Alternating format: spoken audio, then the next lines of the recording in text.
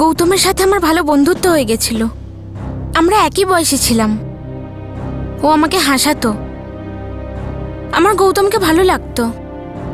কিন্তু তুমি আমাদের এখনো বলোনি যে ওরা তিনজন লখনৌতে কি কাজে এসেছিল।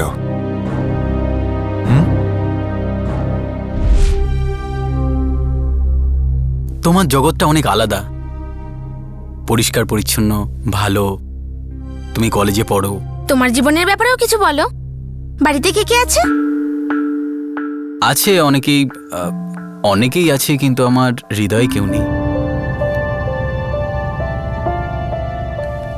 আচ্ছা, তুমি কি করো এখানে? লখনৌতে কি জন্য এসেছো?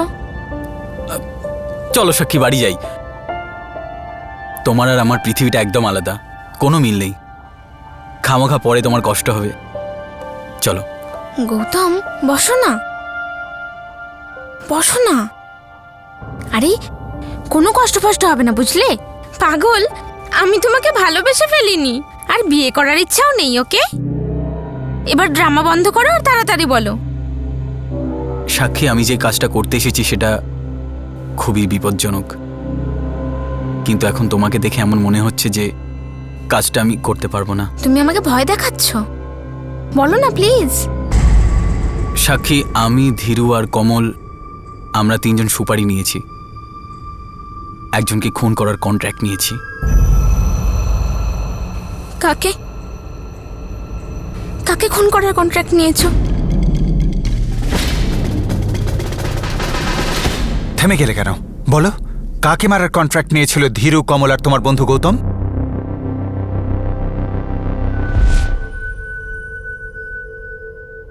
আমাদের তোমার মাকে মারার সুপারি দেওয়া হয়েছে।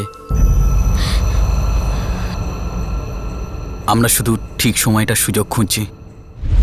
স্যার, আমার তো বিশ্বাসই হচ্ছিল না যে ওরা আমার মাকে মারার প্ল্যান করছিল। আর তুমি তোমার সাথে গৌতমের বন্ধুত্বের সুযোগ নিয়ে ওকেই কাশ্যপকে মেরে ফেলতে রাজি করিয়ে ফেললে, হ্যাঁ? না স্যার, আমি এরকম কিছু করিনি। আমি তো শুধুমাত্র এই কথাটা গিয়ে আমার মাম্মাকে বলে দিই। এ তো সীমা ছাড়িয়ে যাচ্ছে। এই কাশ্যপ মানুষ না অন্য কিছু? আমারই বাড়িতে থেকে আমাকেই খুনে ষড়যন্ত্র করছে। মাম্মা, এগুলো আমাদের এক্ষুনি পাপাকে বলে দেওয়া উচিত। না, উনি এই কথাটা কোনোদিনও বিশ্বাস করবেন না। তবে আমরা এখন কি করব?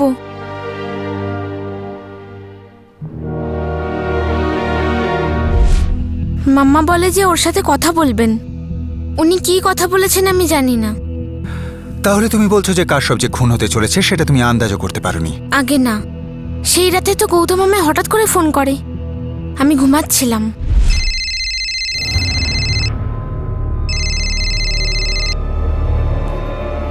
হ্যালো। কাজ হয়ে গেছে, আমি পালাচ্ছি। কোন কাজের কথা বলছো গৌতম? ওটাই যেটা আমাদের করার ছিল। গৌতম, তুমি এটা কি বলছো? Hello hello Gautam, hello.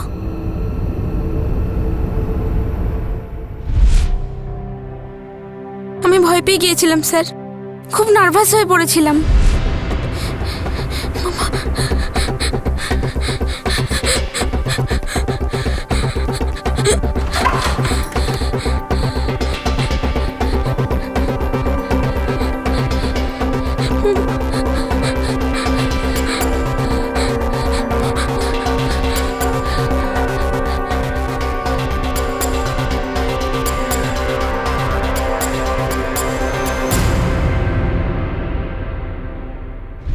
আমার মনে হয়েছিল ওরা আমার মাম্মাকে মেরে ফেলেছে, কিন্তু উনি তো শান্তিতে ওনার ঘরে ঘুমাচ্ছিলেন।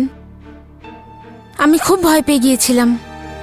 আমি এটা ভাবছিলাম যে কাজ হয়ে গিয়েছে সেটার মানে কি হতে পারে। তাহলে তুমি কি করে জানলে যে কাশ্যপকে মেরে ফেলা হয়েছে? আমি ওকে সারা রাত ফোন করতে থাকি, কিন্তু ওর ফোন সুইচ অফ আসছিল। কলেজ থেকেও ট্রাই করি, কিন্তু কন্ট্যাক্ট করতে পারিনি। তারপরে যখন বাড়ি ফিরি তখন জানতে পারি যে এটা হয়ে গেছে। আর যখন জানতে পারলে তখন প্রথমে তোমার মায়ের উপরেই সন্দেহ হয়েছিল? স্যার, আমি প্রচন্ড ভয় পেয়ে গিয়েছিলাম। আমি কিছুতেই বুঝতে পারছিলাম না। মাম্মার উপর সন্দেহ তো হচ্ছিল, কিন্তু জিজ্ঞেস করার সাহস হচ্ছিল না। কোনো ব্যাপার না, আমরা তোমার মাকে জিজ্ঞেস করব। ধীরু, কমল আর গৌতম এরা ইঞ্জিনিয়ার সাহেবের স্ত্রী কাবেরীকে খুন করতে আসলেও সেই মানুষটাকেই খুন করে বসে যে তাদের এখানে নিয়ে এসেছিল। যে তাদের এই কাজের জন্য সুপারি দিয়েছিল। এখন দুটো প্রশ্ন উঠছিল, যে কাশ্যপ কেন কাবেরীকে খুনের সুপারি দিয়েছিল, আর কি এমন ঘটেছিল যে কাশ্যপের হিতে বিপরীত হয়ে যায়। বৌদি, আপনি একদম চিন্তা করবেন না। সাক্ষীকে আমি তুড়ি বাজিয়ে বাইরে নিয়ে আসবো, তারপর আপনি ওকে নিয়ে বাড়ি চলে আসবেন। পুলিশ?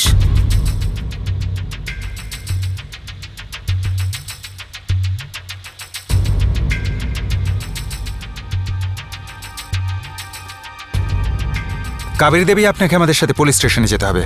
আপনার arrest warrant. This is too much inspector. প্রথমে আপনি আমার মেয়েকে নিয়ে গেছেন, এখন আপনি আমার স্ত্রীকে নিয়ে যেতে চাইছেন। একে একে সবাইকে অ্যারেস্ট করবেন নাকি আপনি? একটা একটা করে এই কেসের সব জট খুলছে সিং সাহেব। কি করব? আপনার মেয়ে আমাদের বয়ান দিয়ে দিয়েছে, এবার কাবেরী দেবীকে আমাদের অনেক কিছু বোঝাতে হবে। ম্যাডাম, আপনি নিজে যাবেন না আপনাকে নিয়ে যাব? এক মিনিট। ইন্সপেক্টর, আমি অ্যাডভোকেট রায়। চার্জেস কি আছে? আমাদের কাছে জোরালো প্রমাণ আছে যে কাশ্যপকে হত্যা মিসেস কাবেরী অংশুমান সিং করিয়েছেন।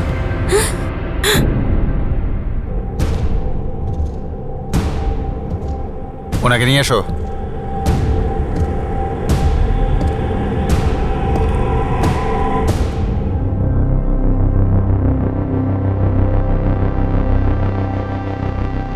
সাক্ষী আমাদের বলে দিয়েছে যে গৌতমকে কি বলেছিল, তারপর সেই কথাটা ও এসে আপনাকে বলে।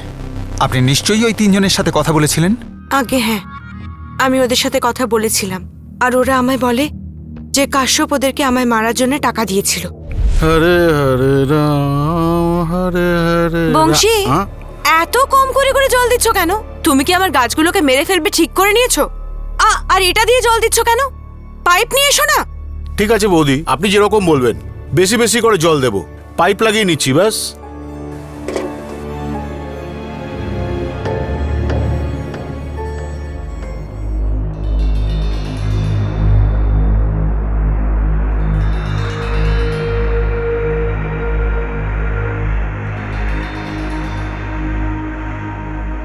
আমাকে মারার জন্য তোমরা কত টাকা পেয়েছো? কত টাকা পেয়েছো? 1.5 লাখ, তিনজনকে 50,000 টাকা করে। আর কবে মারার প্ল্যান ছিল? কালকে রাতে। যদি আমি 1.5 থেকে বেশি টাকা দিই তাহলে? তোমাদের আমার একটা কাজ করতে হবে।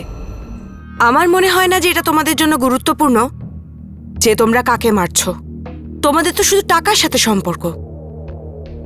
ঠিক বলছি তো? দেখো, তোমরা যে 50,000 টাকা করে পেয়েছো সেটা তোমাদের কাছেই আছে, তার উপরে আমি আরো 1 লাখ টাকা করে দেব। কাশ্যপকে শেষ করে দাও।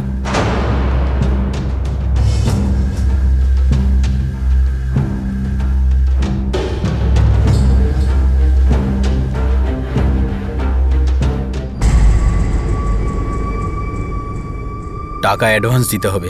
সন্ধ্যের মধ্যে পেয়ে যাবে, কিন্তু কাশ্যপকে কালকে রাত্রের মধ্যেই শেষ করে দিতে হবে।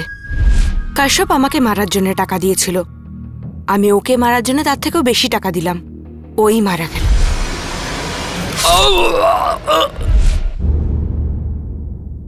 আপনি তাও কিছু গোপন করছেন কাবেরী দেবী। আগে না। আগে হ্যাঁ, কাশ্যপ আপনাকে মারতে চাইছিল কেন এটা আপনি ওকেও জিজ্ঞেস করেননি, আমাদেরও বলেননি। আমাদের মনে হচ্ছে কাবেরী দেবী যে আপনি কাশ্যপের ওপর কোনো ব্যাপারে ভীষণ বিরক্ত ছিলেন, রেগেছিলেন, সেই জন্য আপনি আপনার মেয়েদের সাথে মিলে ওকে মেরে ফেলার প্ল্যান করেন। না না, একদম না। আমি দিব্যি খেয়ে বলছি যে আমার মেয়েদের কোনো সম্পর্ক নেই কাশ্যপের খুনের সাথে। শুধু আমিই কাশ্যপকে মেরেছি, তা না হলে ও আমায় মেরে ফেলতো। কিন্তু কেন? কাশ্যপের সাথে আপনার কি শত্রুতা ছিল? আমার স্বামী ওকে যেটুকু দিত তাতে খুশি ছিল না ও। ওর আরো দরকার ছিল, সবকিছু দরকার ছিল, কিন্তু আমার স্বামী এই কথাটা কোনোদিন বুঝতেই পারেনি যে কাশ্যপ ওনার চিন্তা ভাবনার মধ্যে আমার নামে বিষ ঢালছে। আর ওই মহিলার ব্যাপারটা ওরই চালাকি ছিল। কোন মহিলা মিসেস সিং?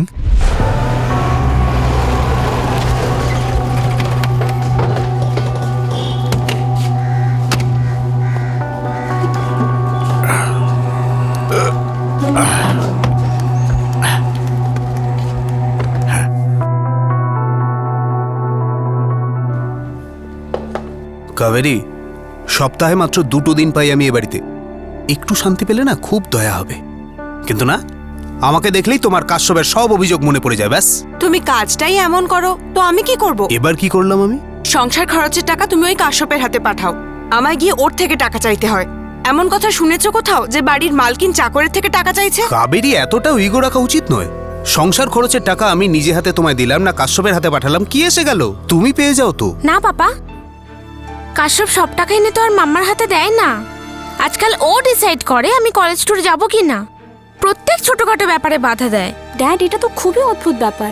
কাশ্যপ আমাদের জীবন চালাচ্ছে আজকাল। ওফো, চুপ করো তোমরা।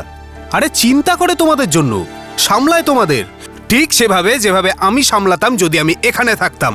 দেখো, আজকে তুমি পরিষ্কারভাবে এটা বলে দাও যে কি এমন দায়বদ্ধতা আছে তোমার যার জন্য নিজের জীবন, নিজের বউ, বাচ্চা সব ওই চাকরটার হাতে সঁপে দিয়েছো। কাবেরী, এবার তুমি সীমা পেরিয়ে যাচ্ছ। শুধু তোমরা তিনজন ওকে চাকর চাকর বলে ডাকো, কিন্তু আমার কাছে ছোট ভাইয়ের মতো। আর যদি সময় আসে না, ও আমাদের পরিবারের জন্য জীবনও দিয়ে দেবে। কিন্তু ছাড়ো, তোমরা ওর মূল্য কোনোদিনই বুঝবে না।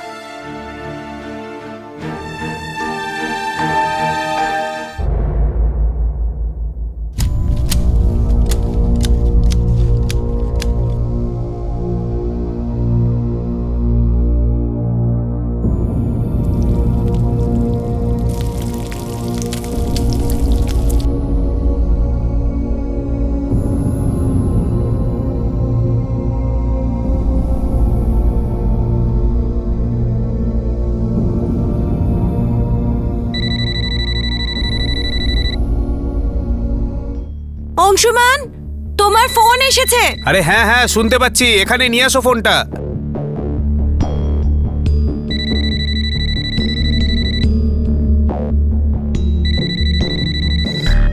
অংশুমান, অঞ্জু বলছিলাম। সরি এই নম্বরে ফোন করলাম। অ্যাকচুয়ালি তোমার অন্য ফোনটা সুইচ অফ বলছে। এক মিনিট, কোনো অঞ্জুর ফোন এসেছে।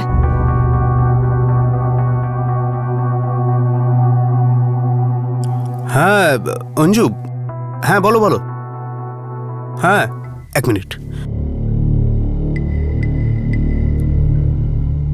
অঞ্জু, আমি তোমায় বলেছিলাম না এই নম্বরে ফোন করবে না, আর সানডেতে যখন আমি আমার পরিবারের সাথে থাকি। আর্জেন্ট কথা ছিল এই জন্য ফোন করেছি অংশুমান, না হলে আমি কখনো কল করতাম না। আরে বাবা, কি আর্জেন্ট কথা? আই এম সরি অঞ্জু, আমি আজকে আসতে পারবো না। আমি এক কাজ করছি, আমি কাশ্যপকে পাঠিয়ে দিচ্ছি। তোমার যা কাজ আছে ওকে বলে দিও, করে দেবে। আর হ্যাঁ অঞ্জু, পরের বার থেকে তুমি এই নাম্বারে ফোন করবে না, যতই আর্জেন্ট হোক না কেন। ওকে বাই, ফোন রাখছি। আমি জেনে গিয়েছিলাম যে আমার স্বামীর জীবনে অন্য মহিলা এসেছে। সেই দিনের পর থেকে উনি ওনার ফোন নিজের কাছেই রাখতেন, কখনো এখানে ওখানে ফেলে রাখতেন না। এই অঞ্জুকে আমার স্বামী আমাকে বলতেনই না। কে অঞ্জু? ও আমাদেরই ডিপার্টমেন্টে ছিল, আমার কলিগ ছিল। মনে তো মনে হচ্ছিল ও অন্য কিছুই তোমার। দেখো কাবেরী, সোমবার সকালে না, সোমবার সকালে না, যখন আমি অফিস যাই সেখানে 5 দিন 5 রাত পাগলের মতো কাজ করতে হয় আমায়। কথা ঘুরিও না, কবে থেকে চলছে এসব? চুপ করো তুমি। আমি বলেছি না তোমায় ও আমার কলিগ ছিল, আর কিচ্ছু না। মিথ্যে। কি কি শুনতে চাও তুমি? যে আমার তোমার উপর বিতৃষ্ণা এসে গেছে তাই আমি নতুন অ্যাফেয়ার শুরু করেছি, তাই তো? ঠিক আছে, যদি এটা শুনে তুমি শান্তি পাও, খুশি হও, তাহলে ঠিক আছে, সেটাই ভাবো। এবার তোকে গাড়ি স্টার্ট করতে বলতে হবে নাকি? চল না।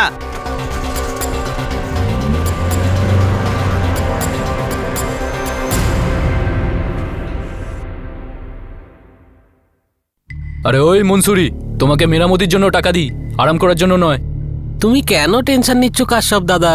হয়ে যাবে তোমার কাজ। পরশুর মধ্যে পুরো হয়ে যাওয়া চাই, না হলে নিজের টাকা ফাঁকা ভুলে যা। কাশ্যপ, আমি তোমাকে কিছু জিজ্ঞাসা করছি। বৌদি, এখন আপনাকে কি উত্তর দেব? আমি সত্যিই কোনো অঞ্জু টঞ্জুকে জানি না বৌদি, বা সাহেবেরও কারোর সাথে এরকম কোনো সম্পর্ক নেই। দিব্যি দাও। একটা কথা বলবো বৌদি, কিছু মনে করবেন না। আমি সাহেবকে সব থেকে উপরে মনে করি, ওনাকে সব থেকে বেশি সম্মান করি। আপনিও একটু আধটু শিখে নিন। চল মনসুর, এবার কাজটা কর। কেউ আমাকে কিচ্ছু বলছিল না, কিন্তু আমি সব বুঝতে পারছিলাম। আমি সত্যিটা চাই বংশী। এখানে 5,000 আছে, আরো পাবে, কিন্তু আমার সত্যিটা চাই। আচ্ছা, কম ঢালে মদ রেগে যাবে, আর বেশি ঢাললে নেশা রেগে যাবে। আমাদের বৌদির হলো এইটাই প্রবলেম। আমায় কিনা শেখায় যে গাছের মধ্যে কতটা জল ঢালা উচিত। কাশ্যপ, আমার 25 বছর কেটে গেল এই মালির কাজ করে। এই হাটগুলো শুধুমাত্র গাছেরই দেখাশোনা করেছে, ভালোবেসে মন দিয়ে। কিন্তু না, সুপারিনটেন্ডেন্ট বাবুর বাগানে প্রত্যেক দিন সব সময় খ্যাচ খ্যাচ পকর পকর। বংশী দাদা, আমাদের বৌদি তো কিছুটা এই ধরনেরই। কিছু সামলাতে পারেন না উনি। গাছপালা তো ছাড়ো, একটা স্বামীকেও সামলাতে পারে না। আপনি একদম 16 আনা সত্যি কথা বলছেন। কিছু কিছু কথা তো হাওয়ায় ঘুরে বেড়াচ্ছে। আপনি শুনেছেন সাহেব আর একটা করে নিয়েছে? একটা লোক সপ্তাহে 2 দিনের জন্য বারাবন্তী থেকে বাড়িতে আরাম করতে আসে, আর এখানে শুধু একটা জিনিসেরই কথা হতে থাকে, জল কম আছে, বেশি আছে, এটা ওটা এইসব। তাহলে বেচারা লোকটা করবে তো কি করবে ইয়ার? এই আরেকজনটাকে দেখেছো কোনদিন? সুন্দরী না যুবতী, ফুল না কুড়ি? হ্যাঁ, আপনি ঠিকই সন্দেহ করেছেন। অঞ্জু নাম মেয়েটার। কোথায় থাকে? উন্নাও 5 বছর ধরে চলছে, আর একটা বাচ্চাও আছে, ছেলে।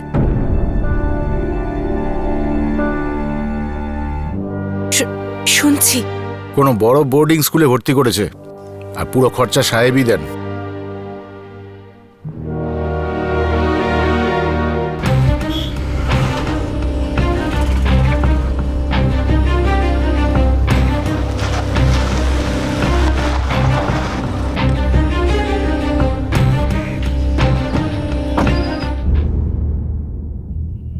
কাবেরী, দেখো, তুমি কিন্তু আমার উপর সমস্ত মিথ্যে অভিযোগ করছো। ওই ওই ওর বাচ্চাটা, ওটা তোমার না? কি বাজে কথা বলছো তুমি? দেখো, আমি কিন্তু উন্নাও গিয়ে এক্ষুনি সব খোঁজ নিতে পারি, ওকেই সব জিজ্ঞাসা করব। আর ও আমাকে কি মিথ্যে কথা বলবে? দেখো, অঞ্জু শুধু আমার ভালো বন্ধু, আর কিছু না। গত সপ্তাহ পর্যন্ত ও তোমার কলিগ ছিল, আর এখন বন্ধু। কালকে জানি না আবার কি হয়ে যাবে। দেখো, তোমার দুটো বিবাহযোগ্য মেয়ে আছে, আর তুমি সব সম্পত্তি ওই মেয়েটার উপর খরচ করছো। চুপ করো। তুমি চুপ করো। অনেক হয়েছে তোমার ভনিতা, তোমার নাটক। তোমার মুখোশ খুলে গেছে। তোমার ডিপার্টমেন্টে কথাটা ছড়িয়ে গেলে না, কোথাও মুখ দেখাতে পারবে না। তারপর দেখি কোন কাশ্যপ তোমায় বাঁচাতে আসে।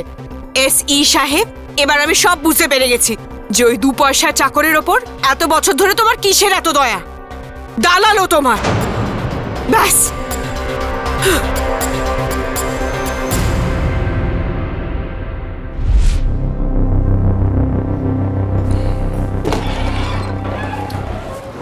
স্যার, আত্রড়ি গ্রাম থেকে খবর এসেছে ওই 3 জন ধীরু, কমল আর গৌতমকে ওখানে দেখা গিয়েছে। আর স্যার, আমি টিম তৈরি করে রেখেছি। তাহলে চলুন ওদের নিয়ে আসি। ওদের থেকে কিছু সত্যি বেরিয়ে এলে এই কেসের বাকিটাও পাওয়া যাবে। ম্যাডামকে কাস্টাডিতে নিয়ে যাও, আর মেয়েটাকে ছেড়ে দাও।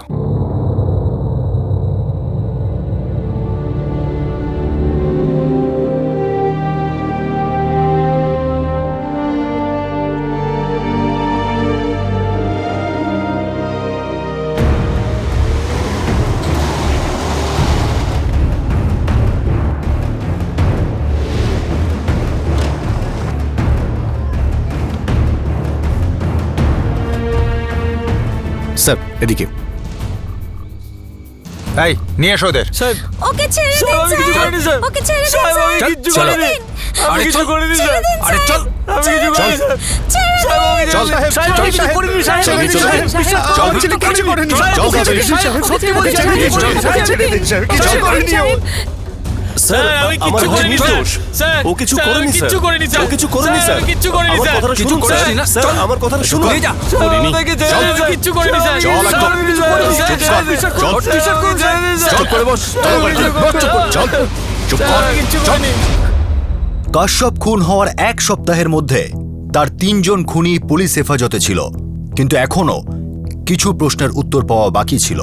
সুপারিনটেন্ডেন্ট ইঞ্জিনিয়ার সাহেবের স্ত্রী কাবেরীকে খুন করার জন্য সুপারি সত্যিই কি কাশ্যপ দিয়েছিল? আর ইঞ্জিনিয়ার সাহেবের জীবনে অঞ্জু নামে দ্বিতীয় মহিলাটি কে ছিল?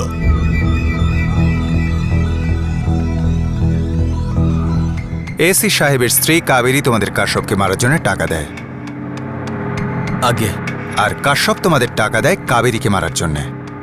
স্যার ও আত্রলি থেকে লখনৌতে আমাদের এই জন্যই নিয়ে এসেছিল। সবাইকে 50,000 টাকা করে দেয়, আমাদের কাছে 50,000 টাকা অনেক বড় মূল্য স্যার। আর সাহেব কাশ্যপদা গ্যারান্টিও দিয়েছিল যে আমরা কখনো ধরা পড়বো না, আর বলেছিল যে কাবেরী দেবীকে মেরে ফেলার পরে ওনার বাড়ি লুট করতে পারবো, এই বাড়ি থেকে যা যা পাবো সেগুলো সব আমাদের হবে। কাবেরী কাশ্যপকে মেরেছে, আমরা জানি সেটা, কিন্তু কাশ্যপ কাবেরীকে কেন মারতে চাইছিল সেটা আমরা জানি না। সাহেব ও আমাদেরও বলেনি। তোমরা তিনজন পেশাদারি খুনি নয়, এটাই তোমাদের প্রথম অপরাধ। কোনোদিন চিন্তা করনি, কোনোদিন জানতে চাওনি যে এই কাজটার জন্য তোমাদের কেন বাঁচলো, অন্য কাউকে নয় কেন? সাহেব, কাশ্যপ আমাদের চোখে অনেক বড় মানুষ ছিল। ও একটাই কাজ বললো আর একটাই দাম বললো, আমরা আর কথা বলতে পারিনি সাহেব। আর সাহেব কাশ্যপদা তো এসি সাহেবকে পকেটে নিয়ে ঘুরতেন। ও সাহেব ওকে এত বড় জমি কিনে দিয়েছিলেন, সেখানে আমরা ওকে কি জিজ্ঞাসাবাদ করতাম? স্যার, অংশুমান সিং এর ফোন রেকর্ডস দুটো ফোনেরই আছে। খুনের রাতে এসি সাহেব কোথায় ছিলেন? স্যার উন্নতে, হয়তো অঞ্জু নামের ওই মহিলার কাছে। উনি শেষ কল কাশ্যপকে করেছিলেন, আর এই কথাবার্তা 5 মিনিট চলে। হ্যালো, প্রণাম। হ্যাঁ বলুন। না এখনো হয়নি, হয়ে যাবে। আমি বললাম তো হয়ে যাবে দাদা, আপনি ভরসা রাখুন, কাজ খুব শীঘ্রই হয়ে যাবে। গোবিন্দ, মনে হচ্ছে এই কেসটা খুব তাড়াতাড়ি ক্লোজ করতে পারে। ওয়েলকাম টু বিটেন world, how may I assist you? নতুন ফ্ল্যাটের জন্য একটা স্ট্যান্ড ফ্যান আর কুলার নেব। এই পচা গরম থেকে একটু স্বস্তি চাই। বাজার চলতে সব ব্র্যান্ড আর ভরসাযোগ্য নয়। তার জন্য তো আমাদের ফ্যান আছে, all purpose bullet table fan, ceiling fan. আমাদের সিলিং ফ্যান কিন্তু 30 মাসের ওয়ারেন্টি সহ পাওয়া যায়। আছে ফারাটা 2 বছরের ওয়ারেন্টি, 17 থেকে 20 মিটার এয়ার ফ্লো, মধ্যবিত্তের সাধ্যের মধ্যে একমাত্র ভরসাযোগ্য ব্র্যান্ড বিটেন। আমাদের কুলারের কিন্তু অনেক range, 45 litres, 50 litres, 70 litres, 90 litres, 110 litres. Honeycomb সহযোগে বিটেনের সব কুলারের ওয়ারেন্টি 1 বছর। চেনা হাওয়ায় অচেনা অনুভূতির জন্য একমাত্র আদর্শ বিটেন। গরমে স্বস্তি পেতে বিটেনের ফ্যান হোক বা কুলার আজই আনুন বাড়িতে। Beaten, digitally yours.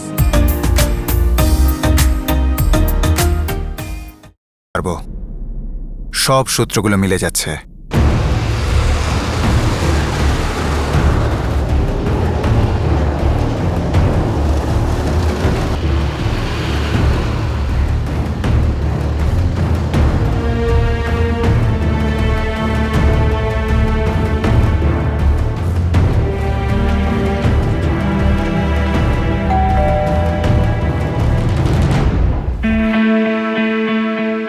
আপনি মিস অঞ্জু? হ্যাঁ, কি ব্যাপার? আপনাকে আমাদের সাথে যেতে হবে। কিন্তু কেন? প্রথমে চলুন, রাস্তায় সব বলবো।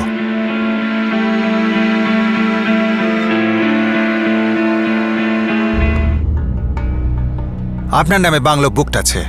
প্রত্যেক মাসে আপনার অ্যাকাউন্টে মোটা টাকার অ্যামাউন্ট ডিপোজিট হয়।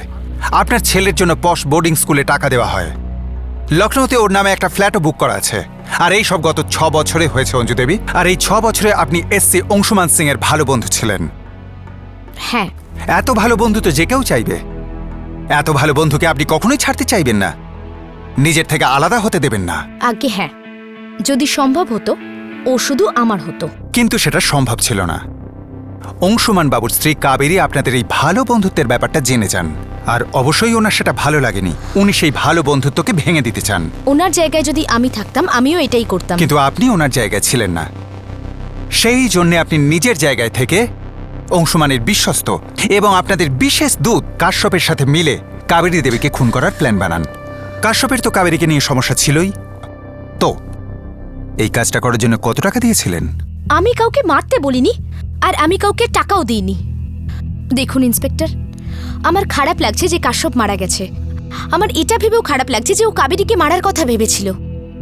আর আমার এটা ভেবেও খারাপ লাগছে যে কাবেরী দেবী নিজের প্রাণ বাঁচানোর জন্য কাশ্যপকে মেরেছেন। অনেক দুঃখ আছে আপনার জীবনে অঞ্জু দেবী। আপনার তো হয়তো এটারও দুঃখ হবে, আপনি যেরকম চেয়েছিলেন সেরকমই হয়েছে।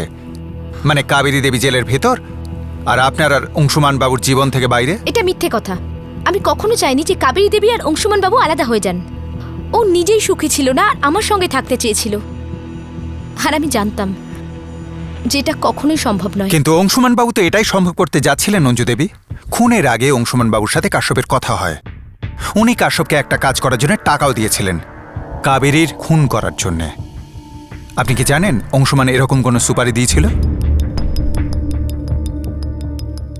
অঞ্জু দেবী, যখন ওনার সাথে কাশ্যপের কথা হয়েছিল উনি তখন ওনার বারাবাঙ্কির কোয়ার্টারে ছিলেন না, উনি উন্নাওতে ছিলেন, আপনার বাড়িতে আপনার সাথে। এখনো কি এটাই বলবেন যে খুনের ব্যাপারে কোনো ইনফরমেশন ছিল না, আর আপনি শুধু পুরো ব্যাপারটাতে দুঃখিতই হয়েছেন?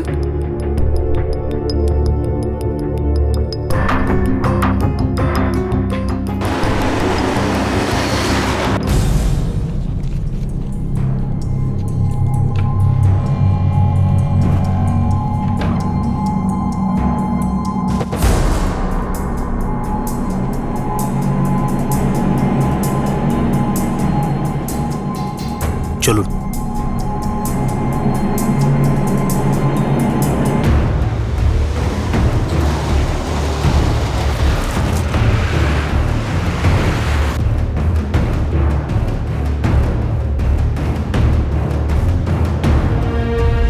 দেখো, অঞ্জু শুধু আমার ভালো বন্ধু, আর কিছু না। গত সপ্তাহ পর্যন্ত ও তোমার কলিগ ছিল, আর এখন বন্ধু।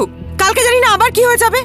দেখো, তোমার দুটো বিবাহযোগ্য মেয়ে আছে, আর তুমি সব সম্পত্তি ওই মেয়েটার উপর খরচ করছো। চুপ করো। তুমি চুপ করো। অনেক হয়েছে তোমার ভনিতা, তোমার নাটক। তোমার মুখোশ খুলে গেছে। তোমার ডিপার্টমেন্টে কথাটা ছড়িয়ে গেলে না, কোথাও মুখ দেখাতে পারবে না। তারপর দেখি কোন কাশ্যপ তোমায় বাঁচাতে আসে। SE সাহেব, এবার আমি সব বুঝতে পেরে গেছি যে ওই 2 পয়সার চাকরের ওপর এত বছর ধরে তোমার কিসের এত দয়া। দালালো তোমার, ব্যাস।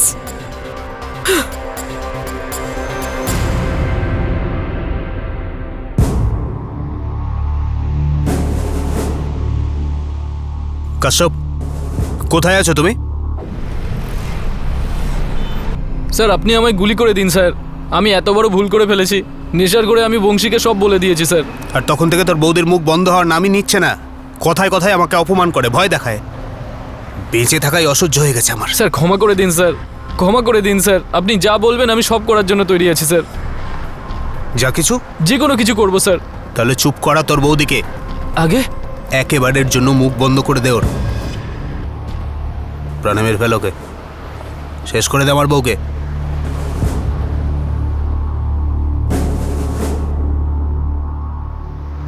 আপনি যা বলবেন স্যার।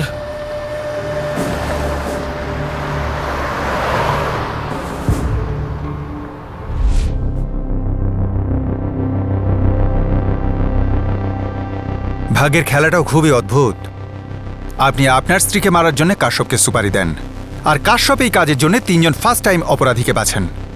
তারপর আপনার স্ত্রী কাশ্যপকে মেরে ফেলান, কিন্তু উনি এখনো বিশ্বাস করেন যে কাশ্যপ ওনাকে মারতে চাইতো নিজের ইচ্ছায়।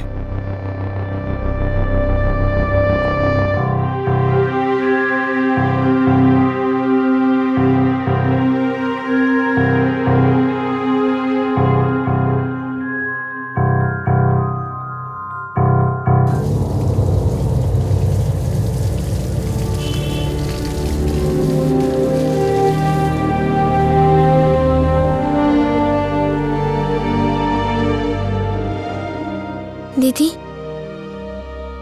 মাম্মা পাপার মধ্যে এত ঘৃণা ছিল? না সাক্ষী, হয়তো ওনাদের দুজনের মধ্যে ভালোবাসা কম ছিল।